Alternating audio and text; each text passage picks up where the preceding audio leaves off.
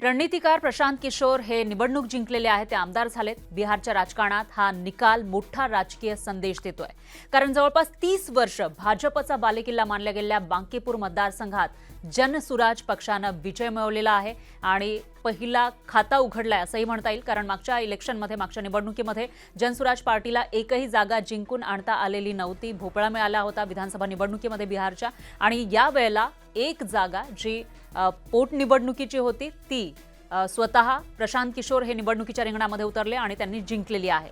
काही महिन्यांपूर्वी ज्यांच्या पक्षाचं खातं सुद्धा उघडलं नव्हतं त्याच प्रशांत किशोर यांनी हा अशक्य वाटणारा पराक्रम आता कसा केला। ज्या ठिकाणी मागील 30 वर्ष भाजपची सत्ता होती, भाजपचा आमदार निवडून येत होता, त्या ठिकाणी प्रशांत किशोर पहिल्यांदाच निवडणुकीच्या रिंगणामध्ये उतरले आणि ते जिंकले सुद्धा। हा त्यांनी पराक्रम नेमका कसा केला आणि हा निकाल भाजपसाठी किती मोठा इशारा आहे ते आपण समजून घेऊयात या व्हिडिओमध्ये। काही महिन्यांपूर्वीच्या बिहार विधानसभा निवडणुकीमध्ये प्रशांत किशोर यांच्या जनसुराज पक्षाला एकही जागा मिळालेली नव्हती, आपल्याला माहिती असेल, आणि त्यामुळे अनेकांनी त्यांची खिल्ली उडवली होती। रणनीती आखणं वेगळं आणि निवडणूक जिंकणं वेगळं असंही म्हटलेलं होतं, पण राजकारणामध्ये कधी कधी एकच निवडणूक संपूर्ण कथा बदलून टाकते। बांकीपूरची ही जी पोट निवडणूक आहे ती सुद्धा तशीच ठरलेली आहे। आपण सगळ्यात आधी समजून घेऊयात की बांकीपूर एवढा महत्त्वाचा का आहे, हा मतदारसंघ एवढा महत्त्वाचा का आहे ते। कारण हा साधा मतदारसंघ नाहीये, पाटण्याच्या मध्यभागी असलेला उच्च शिक्षित, मध्यमवर्गीय, व्यावसायिक आणि पारंपरिकपणे भाजपकडे झुकणारा हा मतदारसंघ आहे। मागील अनेक वर्ष भाजपचा उमेदवार या ठिकाणी निवडून येतो।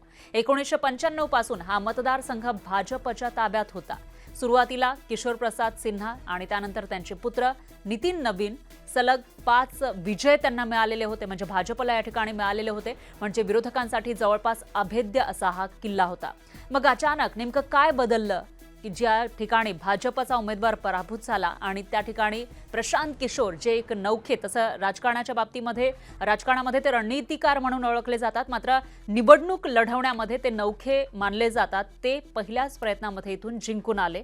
त्याचं पहिलं कारण म्हणजे प्रशांत किशोर स्वतः मैदानात उतरले, कारण मागच्या विधानसभा निवडणुकीमध्ये त्यांनी स्वतः निवडणूक लढवलेली नव्हती, पण यावेळी त्यांनी थेट मतदारसंघात तळ ठोकला।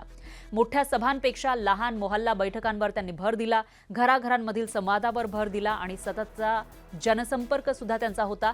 राजकारणामध्ये यालाच म्हणतात हाय कॉन्टॅक्ट कॅम्पेनिंग, म्हणजे त्यांनी लोकांशी फेस टू फेस कॉन्टॅक्ट साधण्याचा प्रयत्न केला, त्यांच्या समस्या जाणून घेण्याचा प्रयत्न केला आणि त्याच्यामुळे ते जिंकून आले असं बोललं जाते। आता प्रशांत किशोर यांच्या या यशामागचं दुसरं कारण म्हणजे त्यांनी प्रचाराचा मुद्दाच बदललेला होता। धर्म, जात, भावनिक घोषणांऐवजी त्यांनी शिक्षण, रोजगार, महागाई, स्थानिक नागरी सुविधा आणि प्रशासनातील त्रुटींवर लक्ष केंद्रित केलं। मतदारांना त्यांनी विचारलं, 5 वर्षानंतर तुमच्या आयुष्यात नेमकं काय बदललं? हा प्रश्न अनेकांना भिडला आणि त्याच्यामुळेच या ठिकाणी त्यांना विजय मिळाला असा एक अंदाज आहे।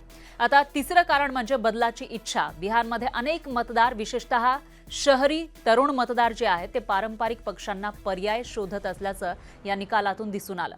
प्रशांत किशोर यांनी स्वतःला व्यवस्था बदलणारा पर्याय म्हणून मांडलं होतं, लोकांसमोर प्रोजेक्ट केलेलं होतं आणि त्या संदेशाला प्रतिसाद मिळाला।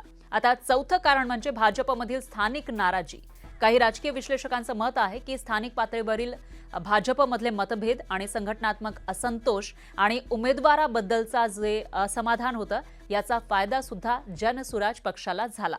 निवडणुकीमध्ये अनेकदा विरोधकाची ताकद जितकी महत्त्वाची असते तितकीच सत्ताधाऱ्यांची कमजोरी सुद्धा महत्त्वाची असते, त्यामुळेच याचा फायदा कुठेतरी प्रशांत किशोर यांना झाल्याचं दिसतंय।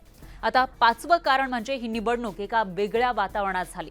बिहारमध्ये विद्यार्थी आंदोलन पेटलेलं होतं, पेपर फुटीचा मुद्दा गाजत होता, तरुणांचा वाढता असंतोष होता, त्या ठिकाणी सुद्धा विद्यार्थ्यांनी आंदोलन केलं होतं आणि या सगळ्यामुळे राजकीय वातावरण आधीच तापलेलं होतं। अशावेळी सत्ताधाऱ्यांविरोधातील नाराजी मतदानामध्ये किती रूपांतरित होते याची पहिली झलक या निकालामधून दिसल्याचं काही विश्लेषकांचं मत आहे। आता सगळ्यात महत्त्वाचा प्रश्न म्हणजे हा निकाल भाजपसाठी किती गंभीर आहे, कारण हा पराभव कुठल्या सामान्य जागेवर झाला नाहीये, तर भाजपचा जवळपास 3 दशकांचा हा बालेकिल्ला कोसळलाय।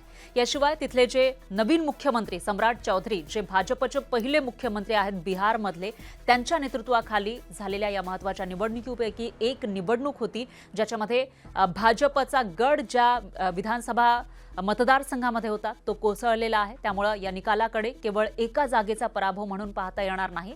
पण इथं एक गोष्ट लक्षात ठेवणं तितकंच गरजेचं आहे, ते म्हणजे भारताच्या राजकारणामध्ये पोटनिवडणुकीचे निकाल आणि विधानसभा निवडणुकीचे निकाल अनेकदा वेगवेगळे असतात.